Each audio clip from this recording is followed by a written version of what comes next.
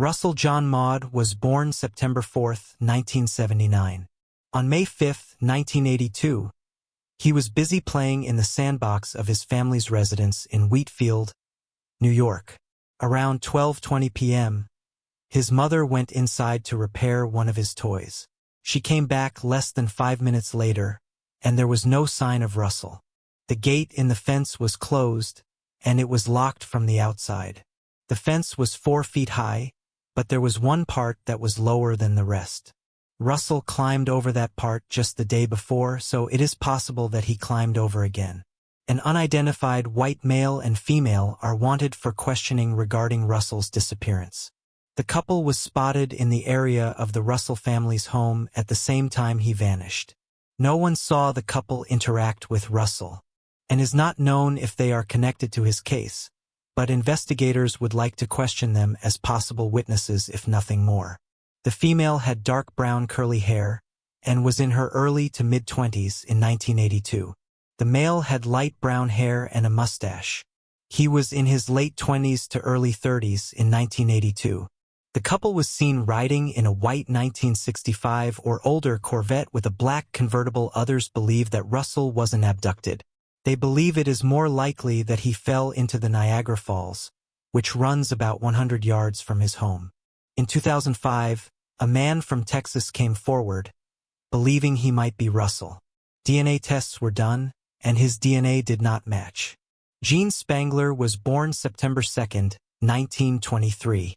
She was an American dancer, model, and actress who appeared in several Hollywood films in the late 1940s.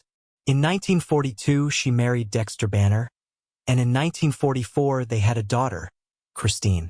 The two of them divorced in 1946, however. What ensued was a long battle for custody. In 1948, custody was awarded to Jean. She moved in with her mother. October 7, 1949, Jean left the house around 5 p.m. She left her daughter with her sister-in-law and told her family she was going to meet Dexter to discuss the late child support payment. Jean never made it back home, however. The last sighting of her was in a grocery store at 6 p.m. She appeared to be waiting for someone.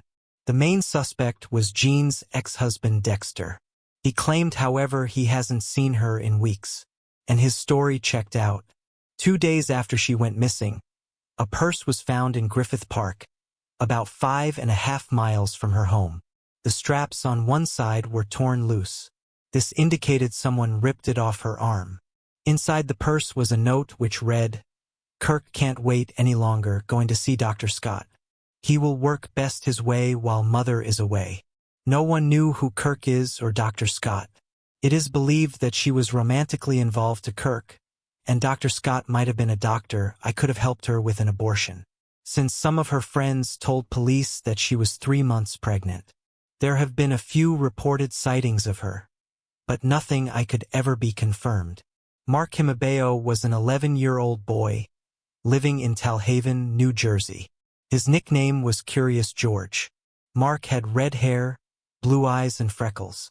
He struggled with OCD and was on medication to help him.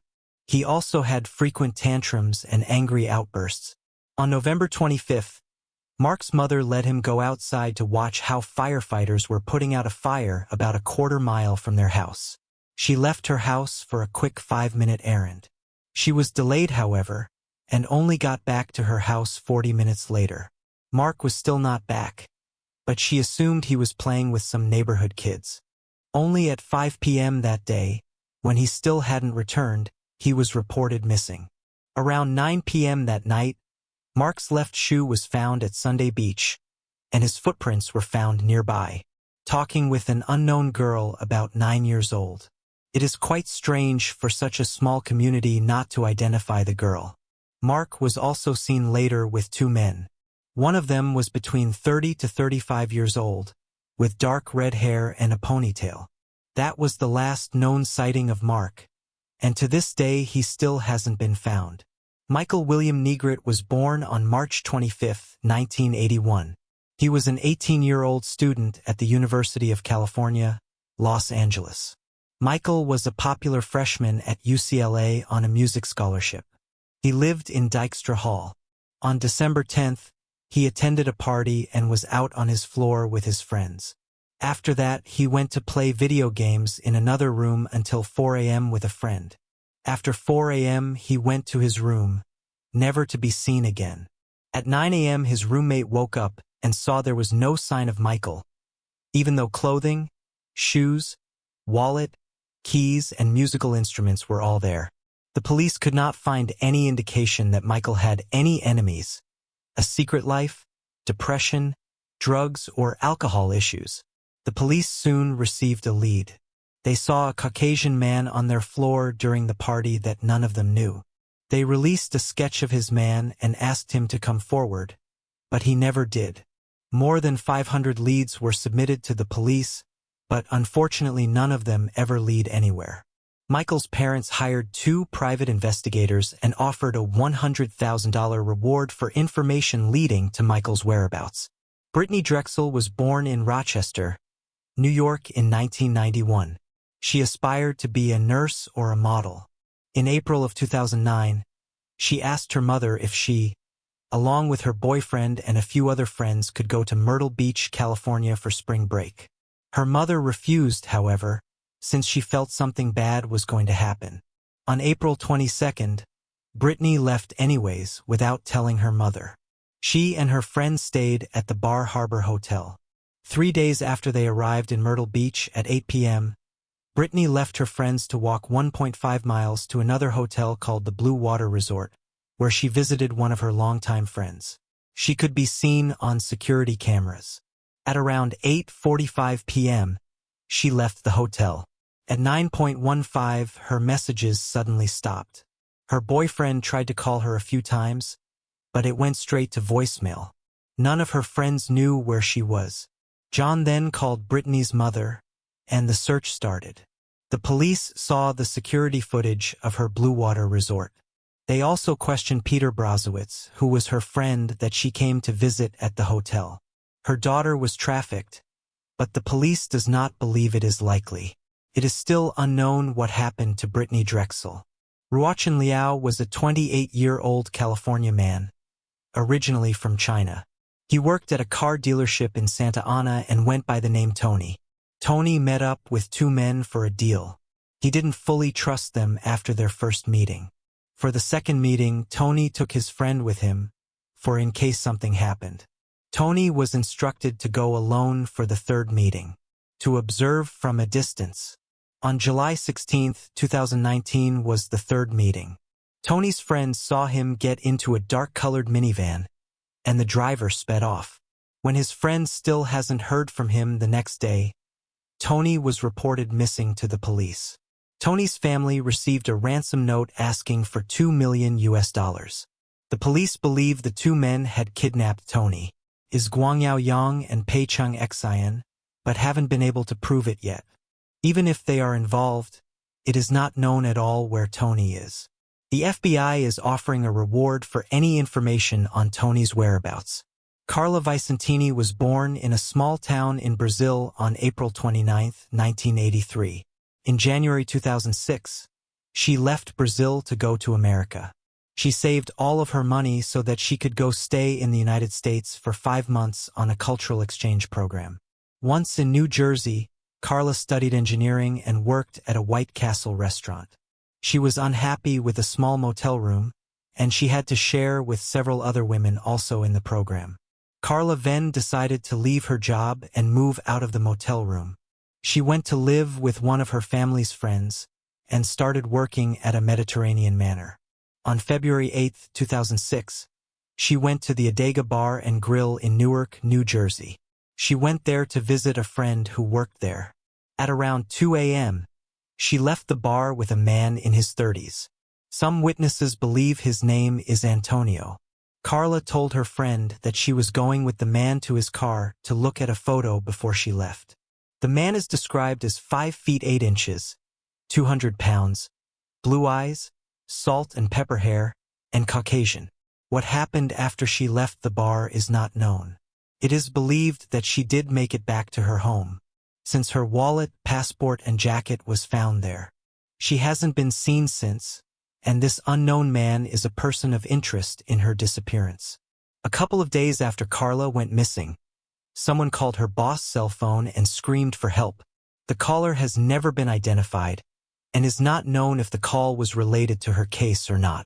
Her mother does not believe she is alive anymore, since she never let more than a couple of days go by without talking to her family. Carla was last seen wearing a blue Hugo Boss coat, white sleeveless shirt, blue jeans, and high-heeled brown ankle boots. She has a tattoo of a tiger on her stomach and a tattoo of an angel on her back. Brian Schaefer was born in 1979. He was a medical student at Ohio State University studying microbiology. On March 31, 2006, Brian and his father Randy celebrated his class's ending for spring break by going out to eat steak. Randy noted that Brian seemed very exhausted by all the studying he had done. Later that night, Randy remembered having his reservations, but he did not express them to his son. He met up with his friend William Clint Florence at a bar called the Ugly Junas Luna. Brian and Florence then went bar hopping. According to Florence, he and Brian would do a shot of hard liquor at every bar they were. Along with some other friends went back to the Ugly Tuna Saluna. While there they somehow got separated. At around 2 a.m. his friends left the bar assuming Brian already went home without letting them know. On Monday morning he missed his flight to Miami. Brian was then reported as missing to the Columbus police. The police started the investigation at the Ugly Tuna Saluna, where Brian had last been seen. The bar had cameras set up and showed footage to the police. They saw Brian and his friends entering the bar, but never saw him leaving again. The police said it is possible, however, that he changed clothes or wore a hat and kept his head down while leaving. Strangely enough, his friend Florence refused to take a lie detector test. The police also for a time thought that Brian might be a victim of the smiley face killer. They soon abandoned his theory. To this day, the police still receive leads on this case, and they are positive and will find Brian Schaefer. Crystal Antimic was born on September 23, 1987. She lived in the Hyde Park area of South Central Los Angeles. On June 30, 1994, 6-year-old Crystal was busy picking peaches from a neighbor's house with her brothers. This happened between 2 and 5 p.m. Eventually, her brothers met inside their home, leaving Crystal outside by herself. A couple minutes later, they returned to tell her to come inside, but there was no sign of Crystal. The LAPD was called, but they couldn't find Crystal either. None of the neighbors noticed anything unusual in the area at the time she vanished. In 2005, police searched the crawlspace of a house across the street from where she lived. They found bones, but it later turned out to be animal bones. Crystal's case still remains unsolved to this day. Her family still lives in the same house, hoping to find out what happened to their daughter. This is a picture of what she might possibly look like today. She was last seen wearing a pink t-shirt, floral printed shorts, and white sneakers with images of the cartoon character, The Little Mermaid. Very little is known about this case. Jonathan Fraser was born on May 11, 1995 in Honolulu, Hawaii. He was last seen on July 30, 2016 at his apartment at 9:30 a.m. 9 days later, on August 8, his gray two-door 1994 Honda hatchback with the Hawaii license and Kuli Hui Road. This is what his scar looks like. His family does not believe he would have left of his own accord, and foul play is suspected. Jonathan suffers from an unspecified medical condition that requires medication daily. He has brown hair and hazel eyes. There are 4 scars on his face, 2 on his chin, 1 under his left eye, and 1 under his nose. A $20,000 reward for any information leading to Jonathan's whereabouts. An interesting thing to note is that Jonathan was in a very bad car crash just a few months before his disappearance. He and his best friend Caleb John Misk Lee crashed head-on into another vehicle in November 2015. Caleb was hospitalized but eventually succumbed to his injuries. The first responders' records show that Caleb was driving and that Jonathan was the front seat passenger. Caleb's father, Michael Misk filed a lawsuit against Jonathan, claiming that he had been a driver. It is unknown if any of this is connected to the disappearance of Jonathan Fraser. Morgan Chantelnik was born September 12, 1988 in Arkansas. On June 9, 1995, Morgan and her mother, Colleen, attended a Little League baseball game. Morgan asked her mother if she could go catch lightning bugs with her friends. It was 10:30 p.m. and already dark, so Colleen was hesitant, but eventually let her go. Cullen asked where her daughter was. Morgan's friends told her that Morgan was busy emptying sand out of her shoes near Cullen's car. When Cullen made her way over to her car, there was no sign of Morgan. Cullen kept looking for Morgan and told a match official about her not being able to find her. It was then that some of Morgan's friends claimed that they saw a creepy man talking to Morgan as she was putting her shoes back on. Morgan Nick has never been seen or heard from again after that night. This is a sketch of the man that was talking to Morgan. In 1996, Colleen Nick started the Morgan Nick Foundation, which helps parents cope with the disappearances of children and helps prevent children from going missing. The Amber Alert Service is named the Morgan Nick Amber Alert in the state of Arkansas. Tanya Smith and James Monhart, two previously convicted felons, were arrested for computer fraud after attempting to assume the identity of Morgan Nick. There have been a few anonymous tips throughout the years, but it had led to nothing. The case of Morgan Nick is still unsolved. Barbara Bollock was a 55-year-old woman who loved hiking. She and her husband used to go hiking together until her husband had suffered a heart attack, so he no longer hiked. Barbara then decided to hike with some of her friends. On July 18, 2007, she and a family friend called Jim Ramaker went hiking in the Bitterroot Mountains. At one point during the hike, Jim claimed he was looking at a view.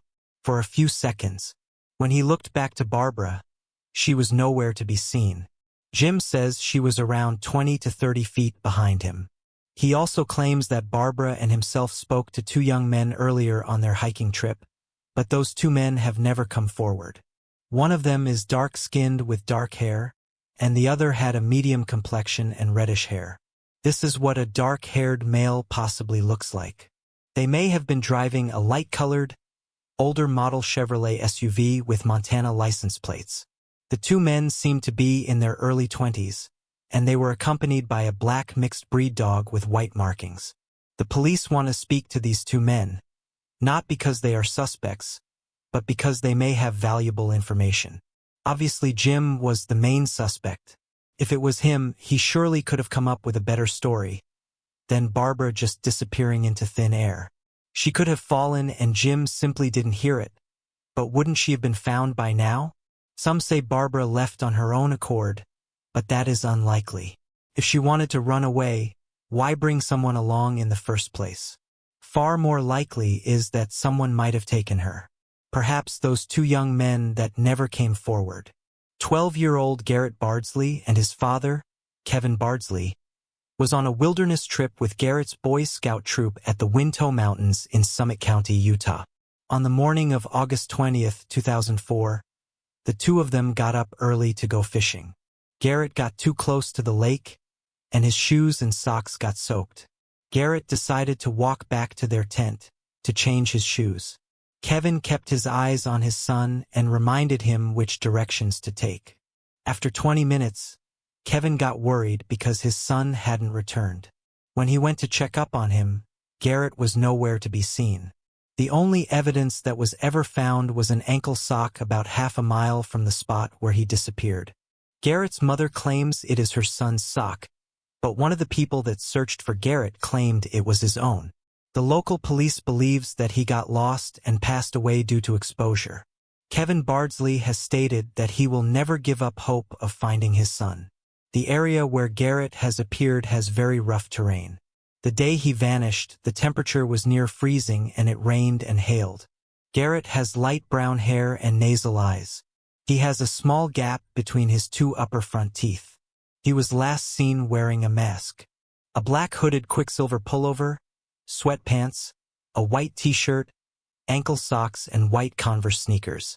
Patty Krieger went hiking with her dog, whose name is Bear, on Sauk Mountain near Rockport, Washington. They were accompanied by a boyfriend, Larry Lee Bresley, and a few of his relatives. According to Larry and his relatives, they were on a mountain that spread the ashes of Larry's parents, who passed away a few months earlier. They say Patty and Bear took a different trail. They assumed the trails would link up. Patty and Bear failed to show up at the bottom. Instead of waiting, Larry and his family went to go buy food at a grocery store. For hours later, they returned to the mountain and only then reported Patty missing. For some reason, Larry told the police they were Patty's family. This meant that Patty's real family did not get notified of her disappearance immediately. The next day, when she didn't show up for work, her boss notified her son Alan. Alan tried his best to enter his mother's house, but Larry wouldn't let him inside. It was noteworthy that Larry, who was a felon, had Patty's keys and driver license, and one of his friends had Patty's phone. Larry trashed all her belongings inside the house and drove her cars all around town instead of his own car. He and his family was also not cooperating. Before her disappearance, she told her coworker she was scared Larry was going to do something to her. Patty's family still searches for her every day in the mountains. They are convinced that Larry had something to do with her disappearance. Richie Edwards was born December 22nd of 1967 in Wales. He joined the band Manic Street Preachers. Richie was initially their driver, before he was accepted as a fourth member. On May 15, 1991, a journalist asked Richie about the band's authenticity and values. Richie responded by carving the words "for real" into his arm with a razor blade. He suffered from severe depression and was open about himself harming. 2 weeks before he disappeared, he started to slowly withdraw all of the money he had in his bank account. The night before he disappeared, he gave a book to one of his friends called Novel with Cocaine. He told his friend to read the introduction. The intro of the book details the life of someone who vanished. And that is exactly what Richie did on the 1st of February of 1995. He vanished. All of the signs point to him living on his own accord.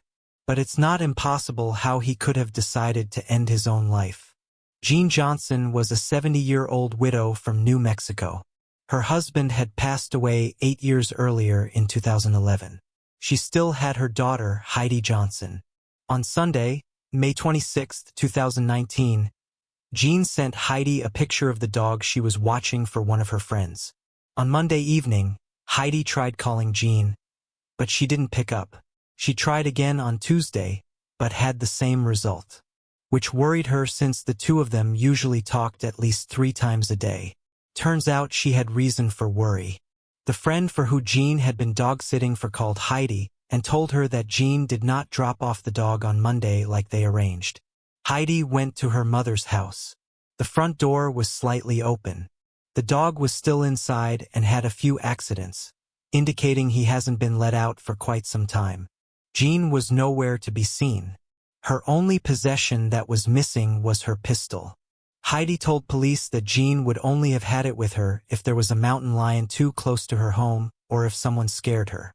Jean is described as 5 feet 6 inches tall, weighing 130 pounds with light brown hair and green eyes. Daniel Lind Lagerloth was born in 1969. He was a movie director and also directed a couple of TV series in Sweden. Daniel married his longtime girlfriend, Malin Lagerloth, in 1997. They had 3 children together. Malin was a screenwriter, and she often wrote projects for her husband to direct. On October 6, 2011, Daniel was busy scouting a planned filming location in a Chirpinen Nature Reserve. He never made it back to his wife and 3 children. It is believed that Daniel was caught on slippery rocks by large waves sweeping the area and pulled out to sea near the steep cliffs. He was all alone, so there are no witnesses. To this day, there are still no signs of Daniel Lind Lagerloth. This case was one of the most infuriating to do research for. A lot of the sources has different dates for when she was last seen or when she was reported missing. There is also so many details just missing, but I wanted to cover this case since I feel it is very solvable, and there is definitely not enough coverage of this case. 22-year-old Cheyenne Clues was always a very upbeat and outgoing young woman from Chicago. Selfies and memes. On January 13, 2016, her mother, who she was very close with, unfortunately passed away. This was after a long battle with liver failure. Then shortly after that, Cheyenne also lost her beloved dog. As you can imagine, this was a very hard time for her. On September 4, 2016, she posted on her Facebook, "Unfortunately, just lost another part of her family, my puppy Mika. I had the opportunity to have you as my best friend for 11 years of my life. Go get mom and keep her company up there. I love you." Cheyenne became depressed, and you could see how much she was suffering on a Facebook post she made. She began hanging out with people that weren't good for her. One of these people was 31-year-old Gabe Sedekase. At one point, Cheyenne and Gabe was arrested. She was charged with obstructing identification and illegal transport of alcohol, while Gabe was charged with possession of a controlled substance. On the night of November 27th, Cheyenne left her home with a laptop and a few pieces of clothing. She then went to the house of 38-year-old Brian Biddle. This is 4 photos that was posted by Brian. On Cheyenne's Facebook Live day, the two of them spent the most of their time partying and drinking together. Early morning on the 29th of November 2017, a friend of Cheyenne named Chad Janapai received a few texts and calls from Cheyenne. He woke up 20 minutes after the last message. Chad saw that Cheyenne desperately wanted to leave from him, and it seemed like she wanted to get out of Brian's house. But there was no answer. He then called Brian, who told him that he slept for 18 hours after all the drinking, and when he woke up, Cheyenne was gone. The day of when she was actually reported missing also does not seem to be known. I saw some people say on the 1st of December, on the 11th of December, and also the 12th of December. It is known that it is her father had reported her missing. On December 11, 2017, a 911 call was made from Cheyenne's phone. The person who called immediately hung up. It is unknown if it was Cheyenne who called or someone else. If she was reported missing on the 11th of December by a father, like some sources say, then there would also be quite a coincidence that a 911 call and her being reported missing happened on the same day. Had Cheyenne saw that she was reported missing and tried to call 911, or that whoever caused Cheyenne to disappear called 911 to try and take the investigation into the wrong direction. Police were able to trace her call to Mallard Lake Forest Preserve, about 20 miles from Brian's house. The police searched the area extensively. Something I saw a lot of people say was that they didn't search any of the lakes, or I definitely think they should check it.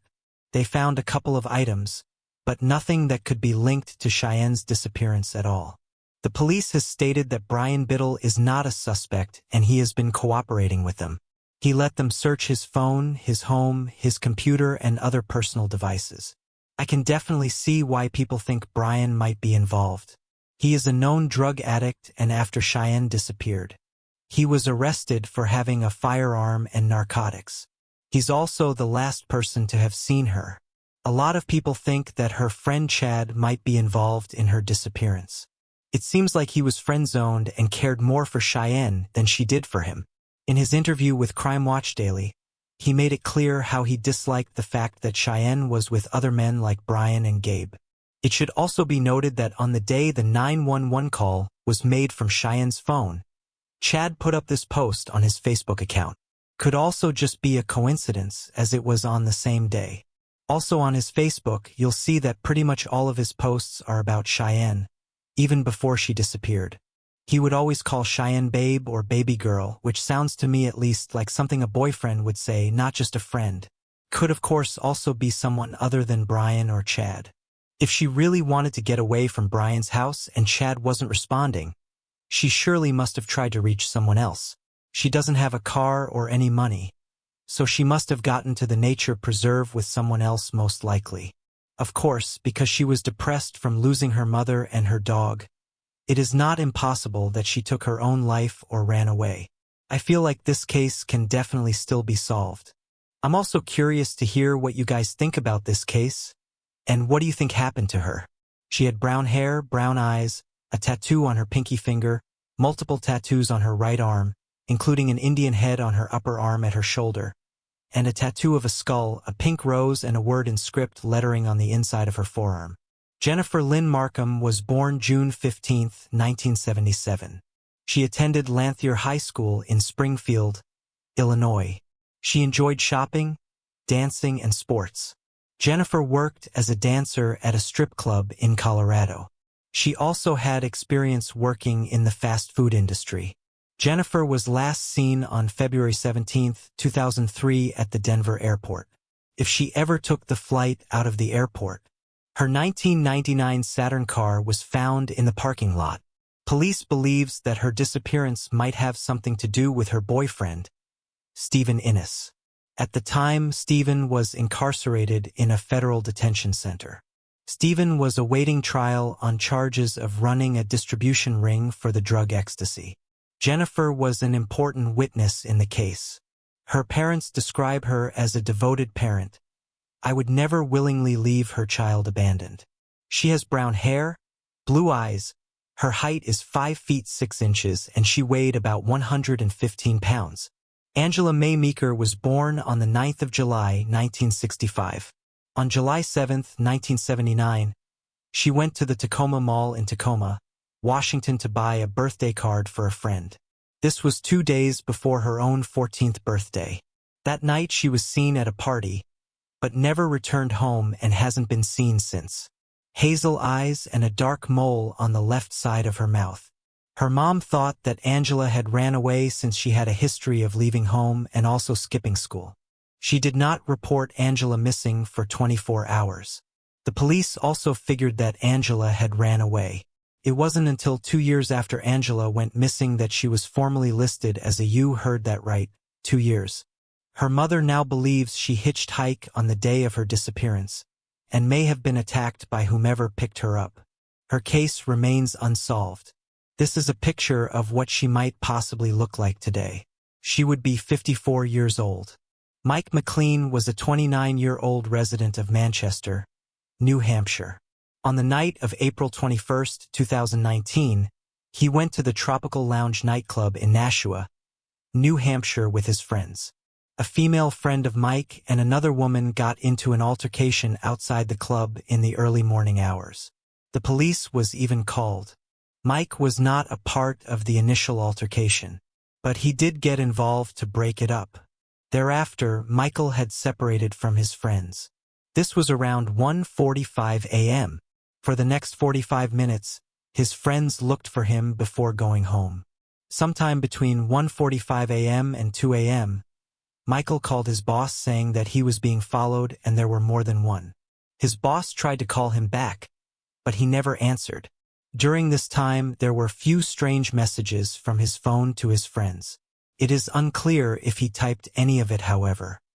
His phone was last pinged at a McDonald's on Hollis Street going east of where the Tropical Lounge was. The last known sighting of him was security cam footage of nearby condominium complex continuing east of McDonald's.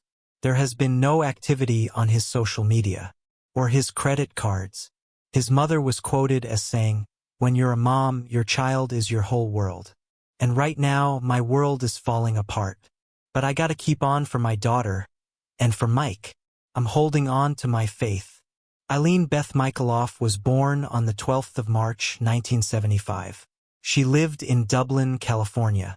On January 30th, 1989, at around 3 p.m. after school finished at Wells Intermediate School, she walked home. Eileen always took a shortcut home, going through a wide alley behind the shopping center. Eileen was carrying a dark blue backpack. Her backpack was later found, abandoned in the creek bed in John Nape Park. Eileen has never been seen again. Foul play is very much suspected, since her backpack was found at a place where the police already searched. The police initially believed Timothy Bintner was responsible for her disappearance. They also announced that he could possibly be connected to the disappearance of Michaela. The police first heard about Timothy after he started sending letters to young girls in the East Bay area. These letters or notes would be printed backwards, so it could only be deciphered when it is held up to a mirror. Timothy stated he only did this because the girls were lonely. He also visited the gravesite of Angela Bugay. She was a 5-year-old girl whose life was taken after she was abducted. As weird as his creep is, the police could never prove how he was involved in Eileen's disappearance. She was last seen wearing a charcoal gray pullover, a pink and charcoal gray skirt with horizontal stripes, black low-top sneakers, and 2 earrings in each ear. She was carrying a dark blue backpack and a black molded heart plastic flute case. Daniel Kiebelbach was born August 27, 1985 in Bavaria, West Germany. He was a pop singer and actor. His rise to fame started in 2002 when he placed 3rd in a talent show called Deutschland sucht in Superstar. In 2004, Daniel was driving without a license and collided with a truck. He received €25,000 fine and had to do community service. Daniel was very successful. He used the proceeds that he made from his album called Positive Energy and invested it all, making him millions. On August 29, 2018, he was traveling via cruise ship from Germany to New York. On the 9th of September, during the trip, he jumped into the water, never to be seen again. The Canadian Armed Forces was not able to find him.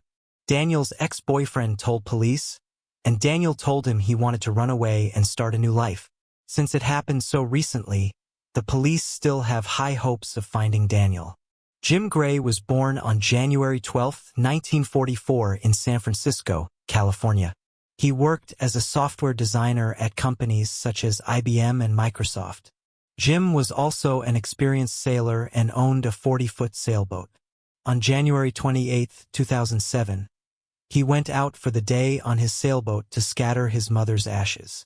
He never returned and hasn't been seen since. It was a clear day, and no distress signal was received. The last part is strange, because his boat has an automatic emergency position indicating radio beacon, which should have gone off if there was any trouble.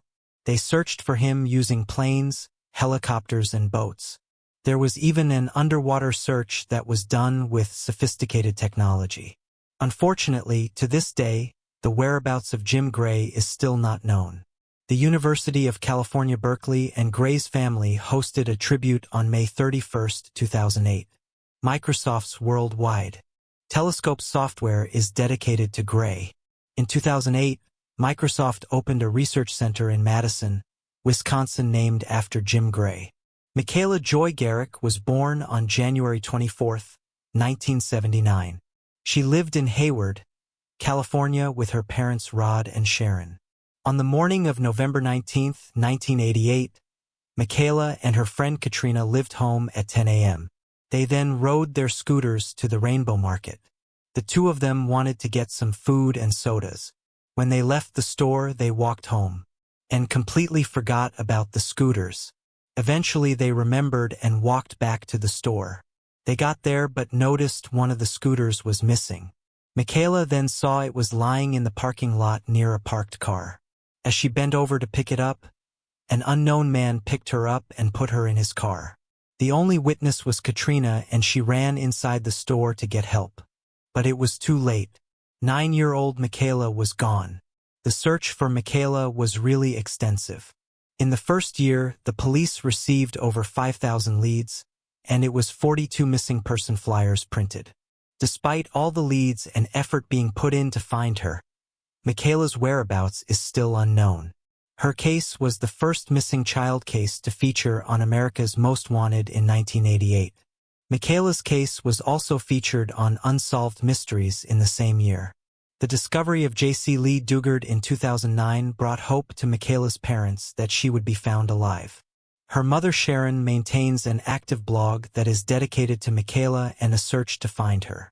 Each year on the anniversary of her abduction, members of the community would come together and put up ribbons on the tree, next to where the car of an abductor was parked. In May 2019, the FBI posted a $10,000 reward for information regarding Michaela's disappearance. As of 2020, Michaela's case is still open. Amber Elizabeth Cates was born February 3, 1988 in Spring Hill, Tennessee. On April 11, 2004, She left her mother's house in Maury County, Tennessee with a friend named James Gordon in a gold Mazda. Amber was supposed to return home 2 days later, but when she didn't, she was reported missing. The police questioned James Gordon. He told them that he left her with another friend, Ronald, California, in Zuriaga. James also said that the two of them were going to go get a meal at a Waffle House restaurant on James Campbell Boulevard. Police located Ronald in a federal prison in Alabama. Ronald told police that he dropped her off in a garage in Columbia, Tennessee, after she purchased hair dye. He also claims that he has no idea what happened to Amber after he had dropped her off. Brenda James claims that Amber was involved with bad people, but she was often drinking and partaking in illegal substances. Brenda became Amber's legal guardian just a few days before she was last seen. Brenda does not believe Amber is alive anymore, but if she is, as she would be in Georgia or Texas. At first it was believed that Amber simply ran away, but the fact that so many years that she made to foul play. No trace of Amber has been seen since. Her social security number has gone unused since 2004, and she hasn't used her cell phone either. This is an age progression of what she might look like now. She would now be 32 years old. Ray Greger was born October 9, 1945 in Cleveland, Ohio. He received his law degree and began his career as a prosecutor. In 1969, he married Barbara Gray, who he met just after graduating from the University of Dayton. Then in 1978, the two of them adopted baby girl named Laura. Then 2 years later, in 1980, he moved to Pennsylvania and worked as an assistant district attorney for a little while. Then in 1985, he was elected as the district attorney of Center County. He was re-elected 4 times, but in 2005, he said that he would not run again for re-election. Not everything in Ray's personal life went to plan. He divorced Barbara in 1991. He would get married again, but that marriage lasted only 5 years until 2001. The year after that, he moved in with his girlfriend Patty for Nicola. Back in May of 1996, Ray's older brother disappeared from his home in Westchester, Ohio. He was found a week later in the Great Miami River. Police ruled that he took his own life. In 2005, Ray himself would disappear. At 11:30 on April 15th, he called for Nicola. This was the last time anyone has heard from him. When Ray didn't arrive home, Nicola called police to report him missing. The next day, investigators found Ray's red Mini Cooper. It was parked in an antique store parking lot in Lewisburg. Inside the car was his cell phone, but not his laptop keys or wallet. There was no signs of foul play. Near his car is a river, so the initial belief was that he took his life in the same manner as his brother. They searched the river, but there was no sign of him.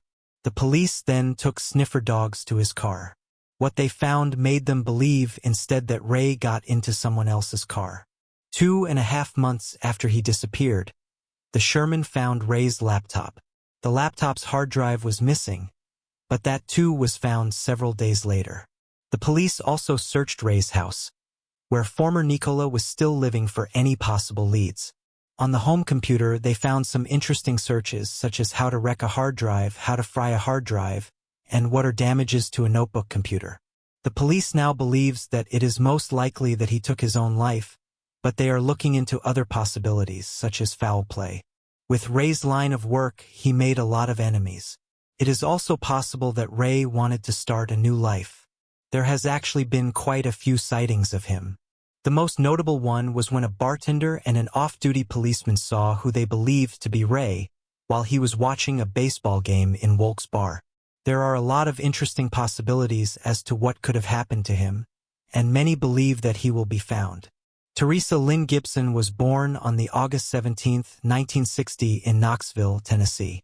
On the morning of October 8, 1976, she got up early to get ready for school. She had a long bus ride to prepare for, since her class had a fuel trip to the Great Smoky Mountains National Park. Teresa really did not want to go on this trip, and expressed her concerns with her father.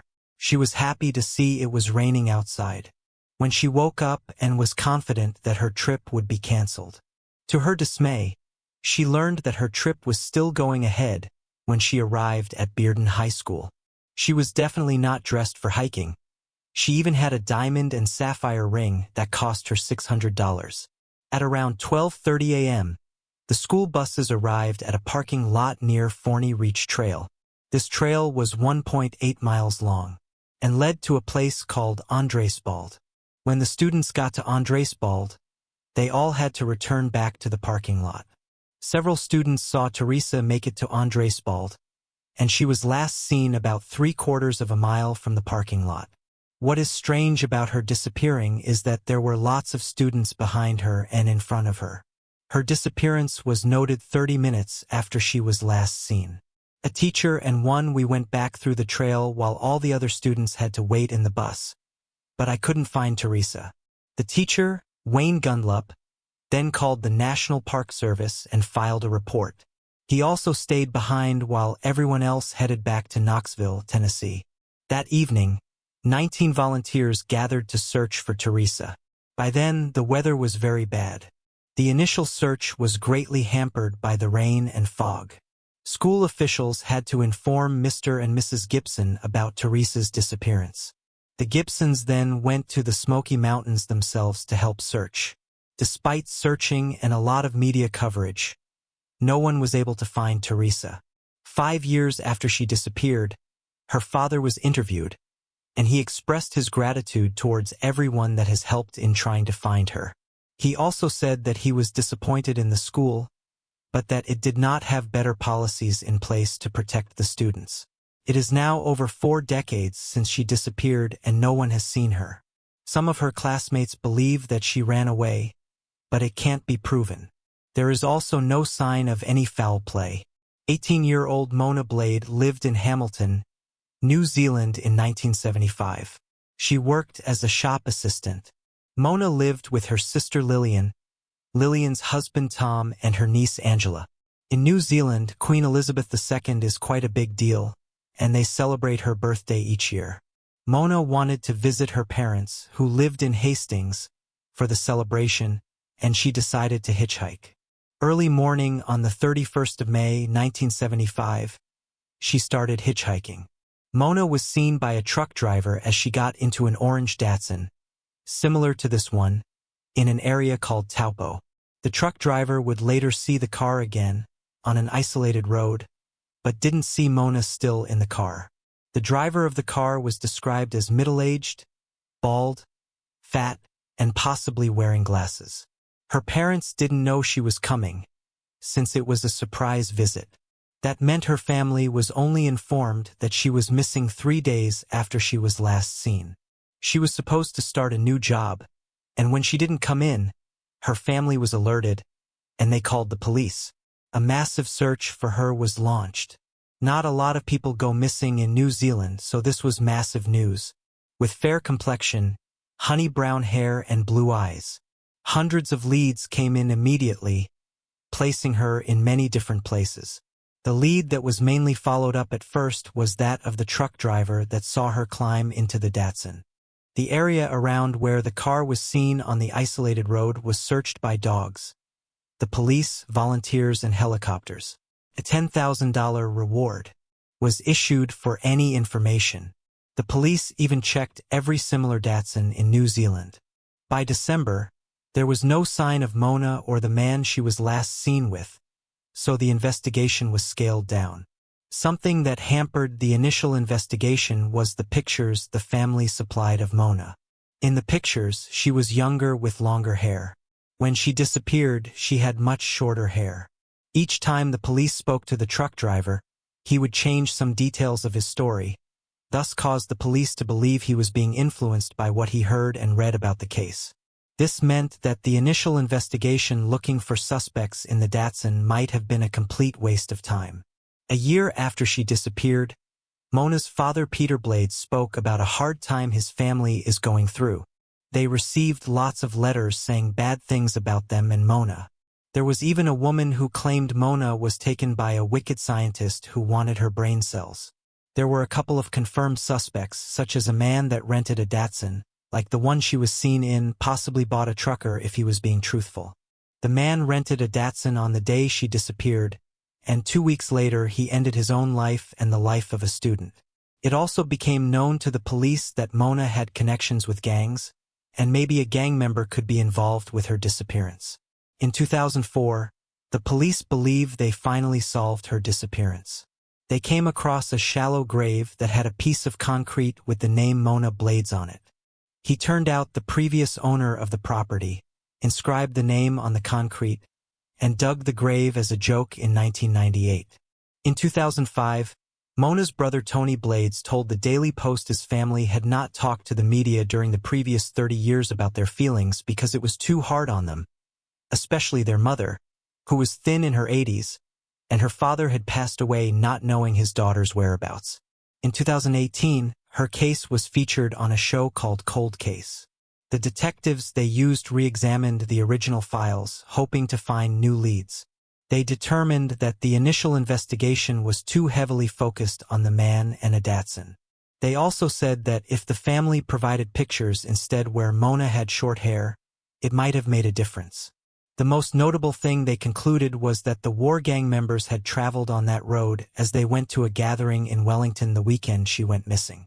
It is now a little over 45 years after she disappeared, and her whereabouts are still unknown. A positive thing, however, is that the police are still looking, and there are still new leads coming in every now and then. Kimberly Ann Langwell was born on February 24, 1965 in Beaumont, Texas. Her nickname was Kim. In the afternoon at about 5:30 p.m. of July 9, 1999, 55-year-old Kimberly called her teenage daughter. Kimberly reminded her about dinner plans she made for that evening, and that she would be home soon after visiting a friend. Kimberly didn't arrive home, and her boyfriend started searching for her when he got worried. He found her car abandoned in the parking lot of a shopping center on Dowland Road. This is what her car looks like. Kimberly's wallet and her car keys were missing. Her cell phone and other personal items were still inside the car. There was no sign of her, so the boyfriend called the police. An extensive search of the area was done, but it did not produce any clues as to her whereabouts. Her family members believe that the car was stolen. She might have went to the pharmacy after shopping center, but don't know what happened after she left. They also said it is strange for her not to make contact with her daughter since they are so close. It was interesting that her family also said they believed the boyfriend was responsible for her disappearance. She even told her family had even heard that she took her own life, not to believe it. If something happened to her. She is described as a Caucasian female, blonde hair, blue eyes. She has a scar under her chin.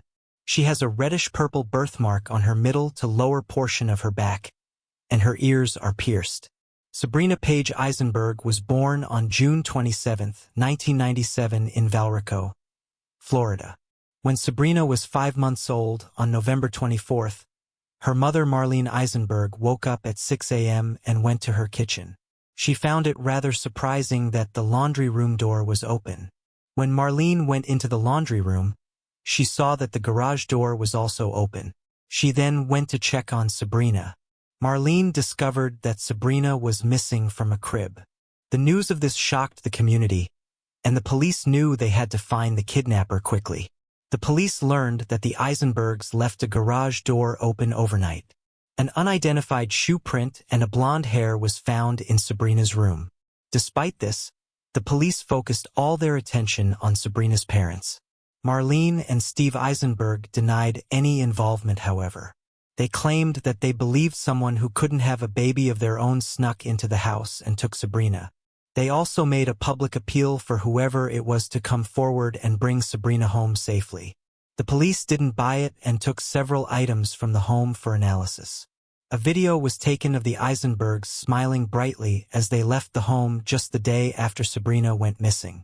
What also didn't help their case was when the police found a video that was taken by her parents just a few days before she disappeared. It showed Sabrina with a lot of bruises on her face and a patch of hair missing on her head. The Eisenbergs then hired a lawyer and said they will take the polygraph test. After the test, Marlene claimed had came back inconclusive. The police later said it had not come back inconclusive, but they did not want to say whether she passed or failed. In November 1999, Steve and Marlene were arrested, but they had to be let go when a judge dropped all the charges against them. In April 2003, the police began to believe that an unidentified young girl, known as DNA testing, was done, but it was confirmed that this little girl is not Sabrina, unfortunately. In 2017, a 20-year-old woman contacted the Eisenbergs using Facebook. She believed that she might be Sabrina. She claims that there are no records or photos to document the first 5 months of her life. Soon after that, another woman came forward, believing she could be Sabrina. Both women sent in their DNA to be tested. For some reason, it has still not been made public, but the results are of his tests. People have pointed out that if one of his women was Sabrina, the media would have been all over this case.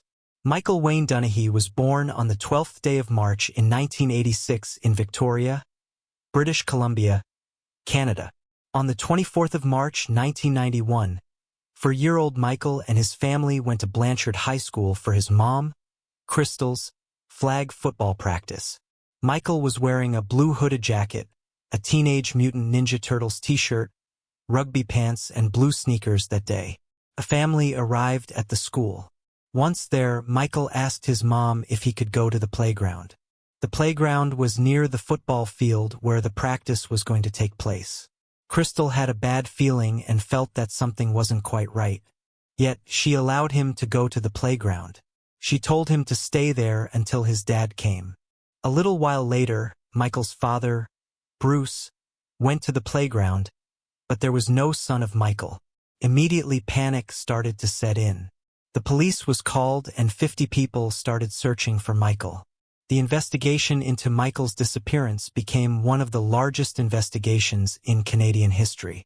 The police classified his case as an abduction and not a missing persons case since he disappeared so quickly from a public place.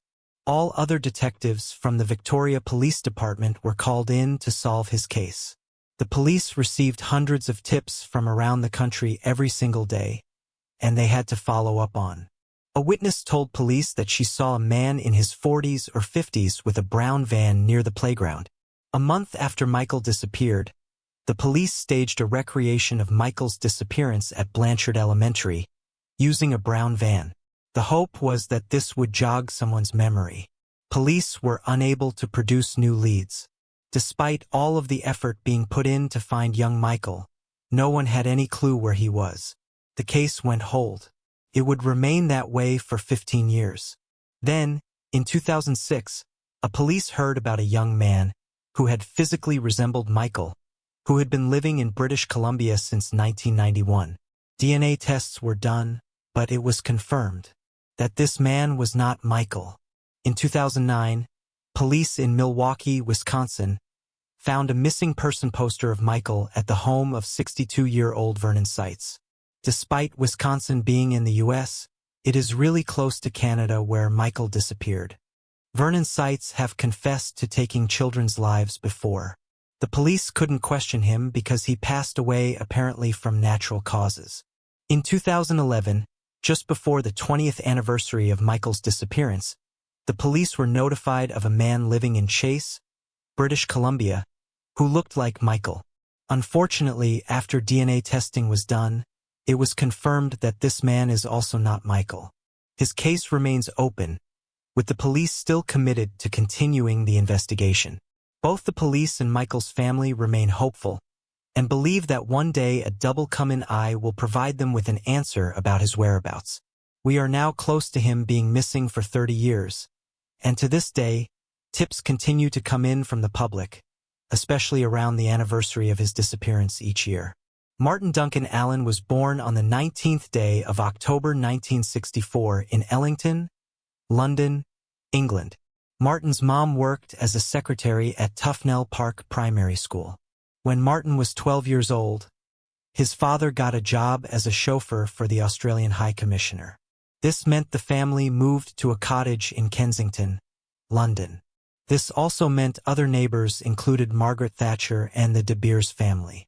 Martin attended the Central Foundation Grammar School in Old Street. He was described as intelligent, good at French, maths, and drawing. He was also quite shy. On the 5th of November 1979, after school was done for the day, Martin walked home with his friends. At 3:50 p.m., he said goodbye to some school friends at King's Cross Station and continued on his way home. At 5 p.m., he was seen at his home by his brother Kevin. He just quickly got some money and left again. His plan was to go to his brother Bob's house. That evening when it got late, his family did not get worried. Always when it got late, Martin would just stay at his brother's house. The next day, the family still hadn't heard anything from Martin. At 7 p.m., Miss Allen rang Bob. Bob told her that Martin never made it to his house. The family then called Robert, who was Martin's best friend. He wasn't at school that day. The parents then called the police. A large-scale police operation was launched to help find Martin. The police searched his room for 9 hours, looking for any leads but found none. 5 weeks after his disappearance, a TV appeal was made. A male witness then came forward. He says that on the day Martin disappeared, he saw a man accompanying a boy, acting suspiciously at Gloucester Station. A man was standing with his arm around a boy that looked like Martin. The boy appeared to be distressed, and the man seemed very nervous. When the two of them went into the train, the witness apparently heard the man say to the boy that he should not run away. The witness described the man as 6 feet tall, in his 30s, well-built, with very blonde hair and a mustache. He was wearing a denim jacket and trousers. Was London's biggest house-to-house search. The police searched every house in the area. Investigators eliminated 200 suspects. They spoke to 50,000 people and collected 600 statements during the inquiry. Unfortunately, the identity of this man is still not known. Martin's brother Jeffrey alleged that in the early stages of the police investigation, the detective responsible for the original 1979 investigation told the Allen family that there were high-up people involved and that they should stop talking and not take it further because someone will get hurt. In 1984, a book was written about the case by writer Anton Hill. In 1998, the police in Liverpool received an anonymous tip-off as they led him to the house of a 62-year-old child predator. In his house, they found a shrine dedicated to Martin, newspaper cuttings, pictures, and a headstone engraved in memory of Martin Allen. This bizarre development led to renewed interest in the case. But unfortunately, the police could not find anything else linking the man to the disappearance of Martin. In 2009, the police told the family that the files on the investigation were destroyed in a flood. Also in 2009, Martin's parents conceded, as they have no hope of seeing him alive again. They believe him to be abducted. They stated that their only hope is to know what happened and why it happened. Sadly, they will never know since both of them passed away. Susan Walsh was born on the 18th of February 1960. From a young age, she aspired to be a poet. She attended William Paterson University. There she studied English and writing. Susan was also employed as a journalist for the university newspaper. Susan was struggling to pay her tuition, so for some time she worked as an exotic dancer and stripper. She also had struggles with substance abuse and alcoholism. Nevertheless, she graduated in 1998 with a bachelor's degree. After graduating, she worked as a writer for engineering and business publications. Susan married Mark Walsh, who is the brother of musician Joe Walsh. The next year, in 1985, the couple had one son named David. On July 16, 1996, Susan left her apartment complex in Nutley, New Jersey. She shared the apartment with her son. By then, she and Mark had problems and weren't married anymore. He lived in the apartment below them. Susan went out to run some errands and make a telephone call at a payphone across the street.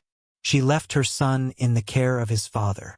Susan has never been seen after that, and no sign of her has ever been found. At the time of her disappearance, her friends worried that she had relapsed after having maintained 11 years of sobriety. The police immediately eliminated Mark Walsh as a suspect in her disappearance. Rumors soon circulated that Susan's disappearance was connected to the investigative journalism she had been doing at the time. Before her disappearance, she was working on an article that would expose the legal dealings of the Russian mafia. The police could never find a connection between her disappearance and the article, though. In a 2006 article in the New York Post, it was noted that Susan had confided to a former boyfriend that another of her ex-boyfriends had been stalking her. The article also stated that her husband Mark had refused to allow police to perform forensic testing of his home. The case appeared on Unsolved Mysteries in 1997. The police are still investigating some leads to this day, but for right now, the case is still unsolved. Harold and Aquila Degree got married on Valentine's Day in 1988. A year later, their son O'Brien was born. Then in 1990, their daughter Aisha was born. The family lived in Shelby, North Carolina. The family was very much focused on their extended family, school, and their relationship with God. The parents tried their best to protect their children from outside influences. They did not even have a computer in the house. Aisha was in 4th grade in the year 2000 at Falston Elementary School. Aisha loved playing basketball and she was a star point guard. On February 13th at 8 p.m., O'Brien and Aisha went to bed in the bedroom that they shared. Just before 9 p.m., her power in the neighborhood went out because of a nearby car accident. Her power came back on during the middle of the night. At 12:30 a.m. on February 14th, Harold then went to check on the children and saw them both sleeping. Just before he went to bed at 2:30 a.m., he again checked on the children and they were still asleep in their beds. After that, O'Brien heard Aisha's bed squeak. He assumed she merely changed her position, so he went back to sleep. He was wrong. Aisha got out of bed. She then took a book bag and folded with clothes and personal items and left the house. Between 3:45 a.m. and 4:15 a.m., a trucker and a motorist saw her walking along Highway 18. Aisha was wearing a long-sleeve white t-shirt and white pants. The motorist turned around his vehicle because he figured it was strange for a little girl to be walking around at that hour. He saw Aisha run into the woods by the roadside and then disappear. It was raining and it looked like a storm was coming. Aquila awoke at 4:45 a.m. to get her children ready. She was in a good mood. It was Valentine's Day and also her wedding anniversary. When she opened children's room at 6:30 a.m., she noticed that O'Brien was in his bed, but Aisha wasn't in hers. She looked for her throughout the house and even in the family cars, but still no sign of Aisha. Had maybe Aisha went across the street to his mother's house. Aquila then called but was told Aisha isn't there. That is when panic set in and the police was called. At 6:40 a.m. police arrived at their house. They had police dogs, but the dogs could not pick up her scent outside. Aquila went through the neighborhood yelling Aisha's name. By 7 a.m. everyone was awake and looking for Aisha. And thanks to them, the trucker and the motorist came forward, telling police what they saw. The police now knew what direction Aisha headed in, but still couldn't find her. At the end of the day, there was still no sign of her. The next day, candy wrappers were found in a shed at a nearby business along the highway. Along with them were a pencil, a marker, and a Mickey Mouse-shaped hairbow.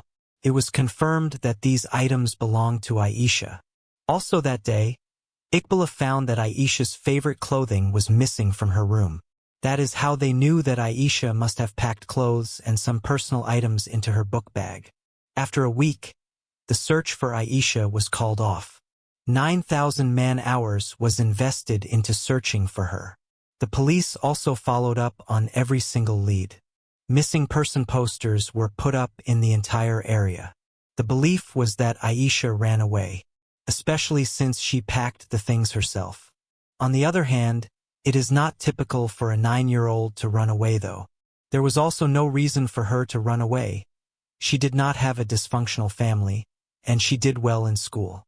A month after Aisha disappeared, the family went on the Montel Williams show to call attention to the case. America's Most Wanted and the Oprah Winfrey Show also devoted segments to it. No one had any idea what happened to Aisha. Aquela got really frustrated. She said it publicly that people aren't doing enough, and she believes it is because Aisha is black and not white. About a year and a half, on August 3, 2001, Aisha's book bag and other items were discovered during a construction project of Highway 18 in Burke County near Morganton. It was found 26 miles, or 42 kilometers from Shelby, where the family lived. All of their things were wrapped in a plastic bag. The FBI took it in for more forensic analysis. The results from these tests still haven't been made public. Asia's family still tries to keep the case in the media. In 2008, they established a scholarship in her name for a deserving local student. They also host an annual walk to raise awareness and money to fund their search. There's also pictures of what she looked like back then, and what she possibly could look like now. In May 2016, the FBI announced that they have a possible new lead. They said that Asia may have been seen getting into a dark green early 1970s Lincoln Continental. The lead seemed promising, but hasn't led anywhere just yet. The family still believes that one day Asia would walk through the door, and they would be reunited. Very little is known about this next case. Also, since it happened 65 years ago, the odds of it ever getting solved is very low. Nevertheless, I decided to cover it. Walton Keyes was born in 1914. He was an American poet, painter, novelist, short story writer, and filmmaker, among many other things. Keyes is considered an important mid-20th century poet. His work is still being studied in schools today. His work has been immensely influential on subsequent generations of poets writing in English. Keyes was very frustrated, and his work could not do as well as he hoped it would. He admitted to his friends that sometimes he felt like disappearing. On July 19, 1955, his car was found deserted on a Marin County side of the Golden Gate Bridge. It is unclear if he decided to run away to start a new life, or if he decides to end his life abruptly. Shonda Renee Stansberry was 24 years old when she disappeared in Weldon, North Carolina. Stansberry was last seen at about 6 a.m. on December 9, 2006 at her sister's workplace, the Waffle House. She had a lot of bruises on her face and legs, and a bump on her temple. One of the customers at the Waffle House gave her a ride to the Westside Trailer Court in Roanoke Rapids. Stansberry had been staying with friends at a trailer court prior to her disappearance, but on the day she was last seen, they asked her to leave. She has never been heard from again. Police initially believed Stansberry left willingly. At 11:30 a.m. on December 14, however, a woman in Walden County, South Carolina, called 911 and said she had seen the woman whom she believed was Stansberry running into the woods behind the Information grocery store of Highway 158 in Halifax, North Carolina. The woman hung up without identifying herself, and investigators were unable to trace the call. But a few days later, the police tracked her down and spoke to the witness. She told them two black males chased the woman who was naked, bleeding from her face and screaming for help, into the woods. The witness knew Stansberry and recognized her. She said that she didn't try to help. She was afraid for her life. The witness described one of the men chasing Stansberry as between 28 and 32 years old, 5 feet 8 inches tall, with a dark complexion, big arms, and a stocky build. He was wearing jeans, a white t-shirt, and a baseball cap, and may have been bald. The other man was 5'6", with a medium bald, light skin, and red-locked hair. He may have been wearing oversized button-down shirt, which is possibly brown or light brown. Stansberry's case was reclassified as an endangered missing person as a result of the witness statements. In January of 2008, over a year after his disappearance, several more people came forward and reported that they saw Shonda in Wilson County, approximately 60 miles away from Roanoke, but the kin failed to locate any trace of her. Stansberry has 3 children. Her mother believes she may have sustained a head injury, had caused amnesia, and she may be unable to recall her identity. Her case remains unsolved. Tara Lee Calico was born in February 1969 in Belen, New Mexico. She was a highly driven person, did really well in school, would ride her bike every morning and also played tennis. Tara and her mom Patty Doll would often ride together. But Patty stopped as she felt that she was being stalked by a motorist. On the September 20th, 1988, Tara left her home just after 9 a.m. to go on her usual bike ride. Her mom advised her to take pepper spray with her, but Tara rejected the idea. She did tell her mom, though, and if she wasn't home by 12 a.m., to come and pick her up, because she had plans to go play tennis with her boyfriend after 12. The majority of her bike ride took place along New Mexico State Road 47. By 12 a.m., when Tara still wasn't home, her mom drove to look for her along the same road Tara used every day. After not finding her, Patty called the police. They also drove the entire length of the road and found no sign of Tara. When they started questioning witnesses, some said that they saw her riding on her bike. But that is all. Then, pieces of Tara's Sony Walkman and cassette tape were later discovered along the road to mark her a trail. Not long after, the police finally got a lead. Witnesses came forward claiming they saw a light-colored pickup truck, possibly a 1953 Ford, with a camper shell that followed closely behind Tara. The witnesses said that Tara was unaware of the car because she was listening to her music. This was a solid lead and something for the police to go on. But unfortunately, it led nowhere, and the case grew cold. Then 9 months after Tara disappeared, on June 15, 1989, a Polaroid photo of an unidentified woman and a boy was found in a parking lot of a convenience store in Port St. Joe, Florida. The woman had found the photo said it was in the parking space where a white windowless Toyota cargo van had been parked when she arrived at the store. The woman also said that a van was driven by a man with a mustache who appeared to be in his late 20s. The police set up roadblocks to try and intercept the car, but sadly their efforts had not worked out, and the car was not spotted again. The photo was spread around to try and find out who the young woman and a boy was. She felt that it could be Tara. When she looked at the picture, she was convinced it was Tara. She noted that the woman in the photo had an identical scar that Tara also had. As for the boy in the picture, I will make a separate video on him where I go into more detail about him. Scotland Yard analyzed the photo and confirmed that the woman is indeed Tara. Then, however, the Los Alamos National Laboratory also looked into it and disagreed. The FBI also analyzed the photo, and their results were inconclusive. It is still not known today who the young woman in the photo is, and if it is actually Tara. Then, in 2009, 20 years after the Polaroid picture was found, 2 more pictures were discovered. This is the first one. When Tara's mom looked at this picture, she also believed it was Tara. Then this picture. Tara's mom was not sure about this one. It is widely believed that this last picture was a prank. In 2008, Valencia County Sheriff Rene Rivera announced that he received information that 2 teenagers accidentally hit Tara with a truck, panicked, and then took her life. Rivera stated that he knew the names of the boys, but he did not have enough evidence to make a case. A police report was filed. Another witness came forward and wanted to tell police what he saw regarding the disappearance of Tara. The man was nearing the end of his life and he wanted to come clean.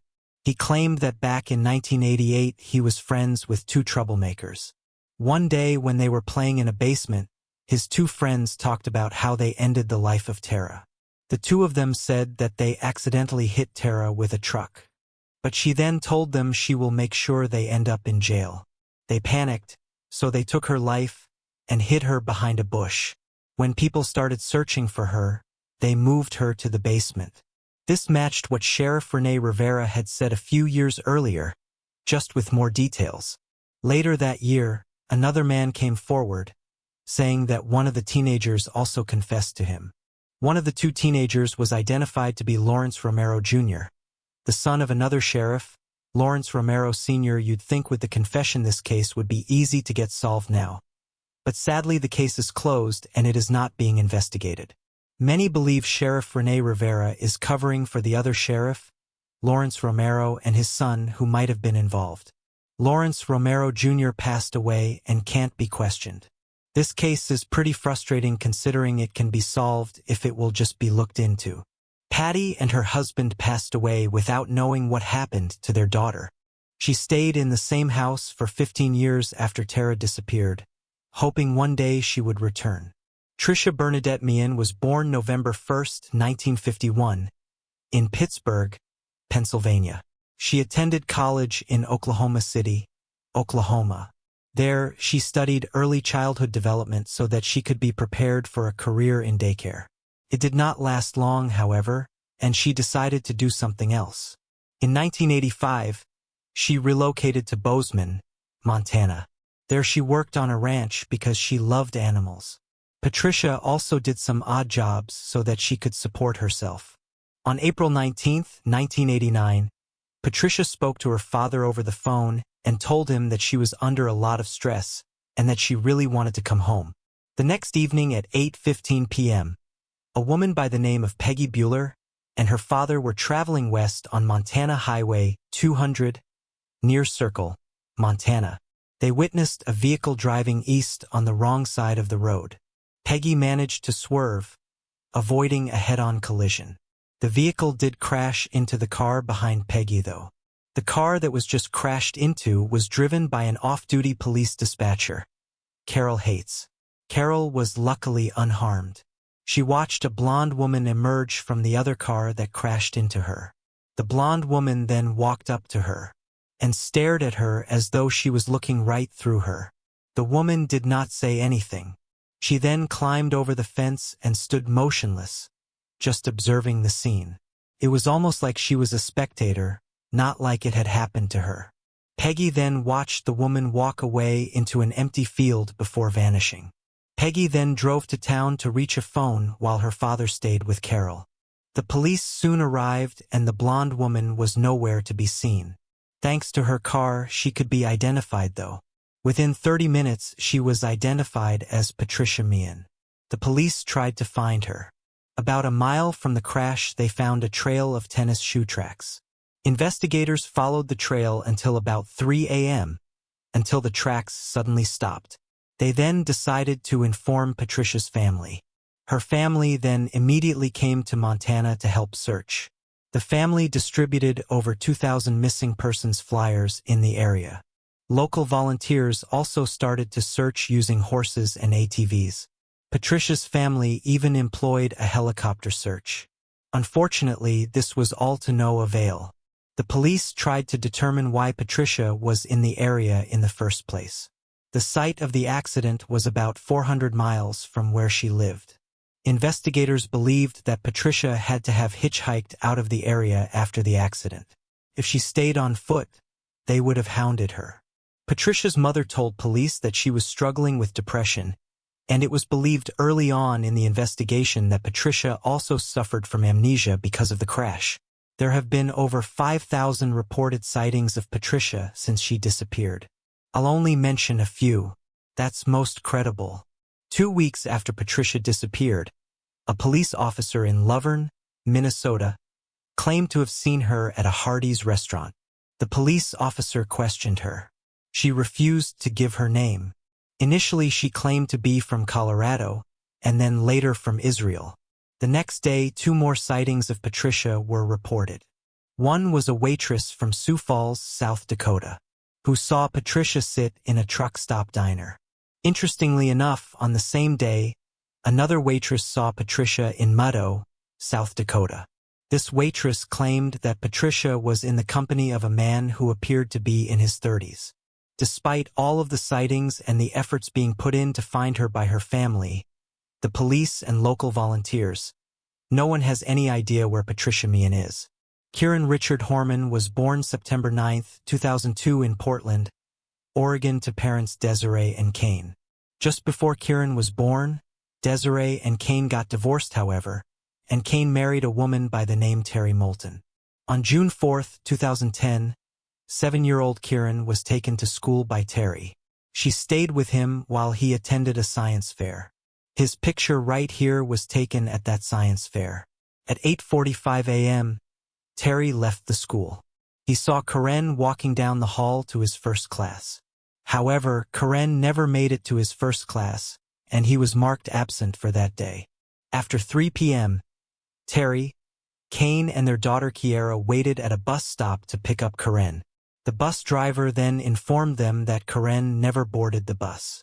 The school was then called and a family then learned, and as far as the school is concerned, Kieran was not at school after the science fair.